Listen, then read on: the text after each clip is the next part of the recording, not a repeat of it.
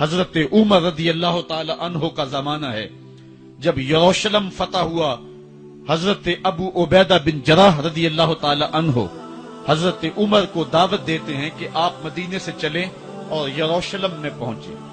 حضرت عمر مدینے سے چلتے ہیں، کتنا بڑا قافلہ لے کر کے، کتنا پروٹوکول ہے، حضرت عمر اکیلے اور ساتھ ایک غلام، اور اونٹ بھی ایک، باری باری سوار ہوتے ہیں، کبھی غلام سوار ہوتا ہے، کبھی عمر سوار ہوتے ہیں۔ حکمران تو وہ تھے، لوگوں کی دہلیز پہ امن دینے والے، لوگوں کی چوکھٹ پہ جو ہیں وہ نور بانٹنے والے۔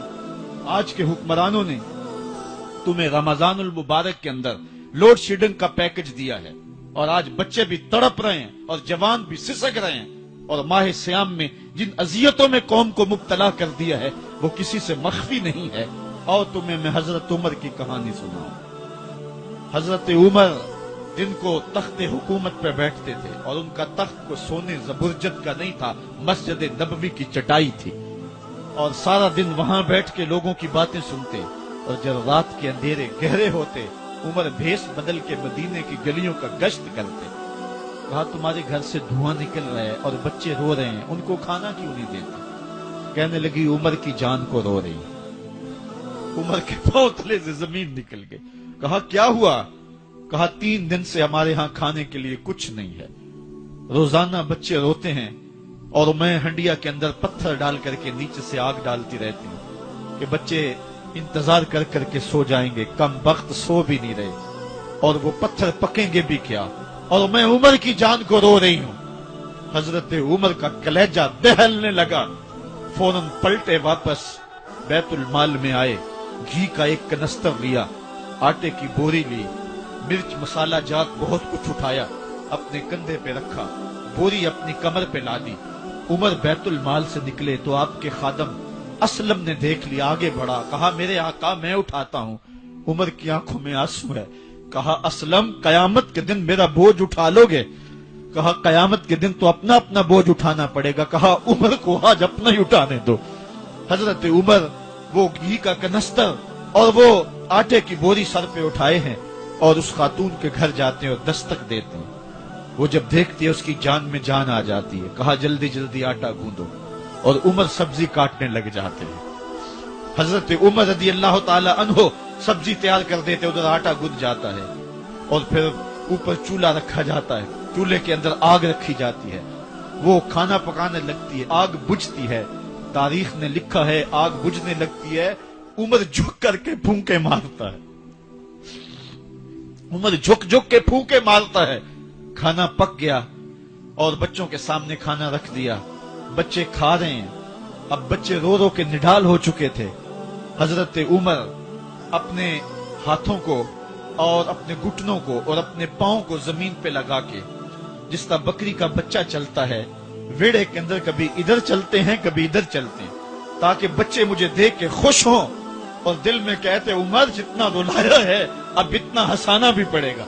تو کبھی عمر امیر المومنین، یہ میں کسی آج کے جو ہے وہ لوگوں کے ووٹوں پہ منتخب ہونے والے حکمران کی کہانی نہیں سنا رہا، میں اس عمر کی کہانی سنا رہا ہوں جو 23 لاکھ مربع میل کا حکمران ہے، آدھی دنیا کا بادشاہ ہے۔ حضرت عمر جو ہے جس طرح بکری کا بچہ چلتا ہے، اس طرح اپنے ہاتھ اور اپنے گھٹنے زمین پہ ٹیک کر کے جو ہے وہ اس طرح چلتے ہیں۔ بچے عمر کو دیکھ کے مسکراتے ہیں۔ جب بچے مسکرانے لگے تو حضرت عمر نے اس خاتون سے کہا بڑھیا عمر کو معاف کر دے۔ اس نے کہا تو اتنی ہمدردی کیوں کرتا ہے؟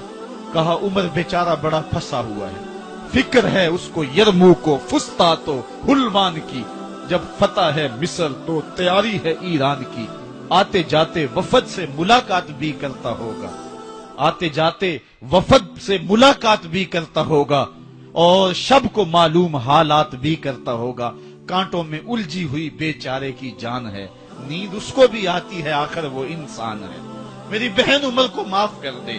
اس نے کہا نانا عمر کی بات میرے سامنے نہ کر، قیامت کا دن ہوگا، عمر کا گریبان ہوگا اور میرا ہاتھ ہوگا۔ جب اس نے یہ بات کہی تو عمر برداشت نہ کر سکے، بچوں کی طرح بلک بلک کے رونے لگے۔ کہا وہ بد نصیب عمر تیرے سامنے ہے، آج ہی کہلا جو کہنا ہے، قیامت کے دن مجھے معاف رکھنا۔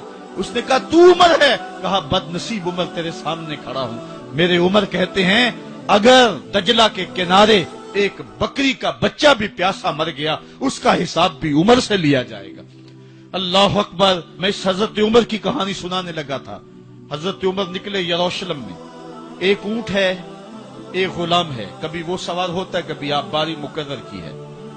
جب قریب پہنچے یروشلم کے تو عمر کی باری نکیل پکڑنے اور غلام کی باری اوپر سوار ہونے کی آ گئی۔ غلام نے کہا آقا میں مرضی سے اپنی باری چھوڑتا ہوں، آپ آ جائیں، دشمنوں کے مفتوحہ علاقے میں آ رہے ہیں، تازہ تازہ علاقہ فتح ہوا ہے، اسلام کی شان و شوکت ظاہر ہو۔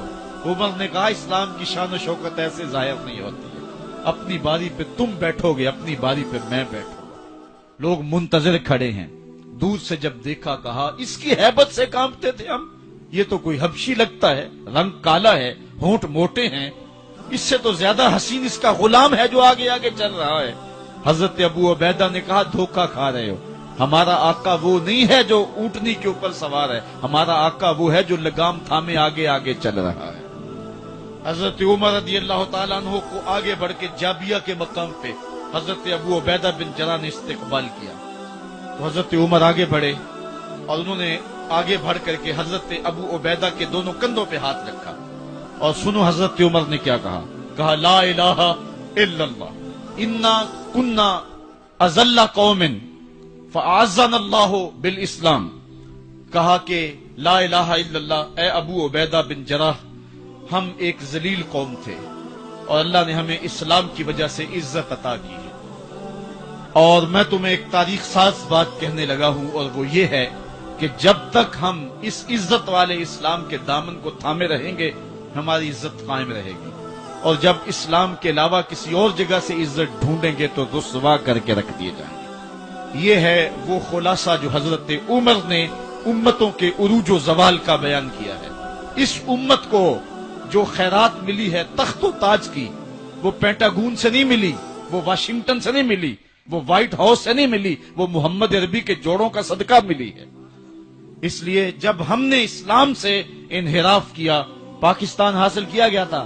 پاکستان کا مطلب کیا؟ لا الہ الا اللہ۔ ہم نے اس نعرے کو چھوڑ دیا ہوا ہے، ہم نے انحراف کر دیا ہے۔ آج ہماری نظریں مغرب کی طرف لگی ہیں کہ تخت و تاج اس سے نصیب ہوتے ہیں، اور دنیا کے اوپر ہم رسوا ہو کے رہ گئے۔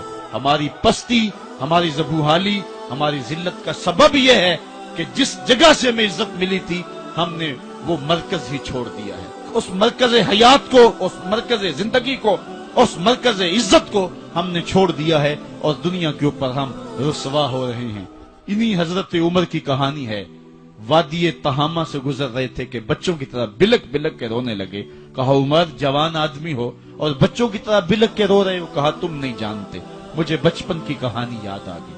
کہا کیا کہانی ہے؟ کہا یہی عرض تہامہ تھی، میرے باپ خطاب نے مجھے 5 اونٹ دیے تھے، کہا انہیں لائن میں کھڑا کرو سیدھا۔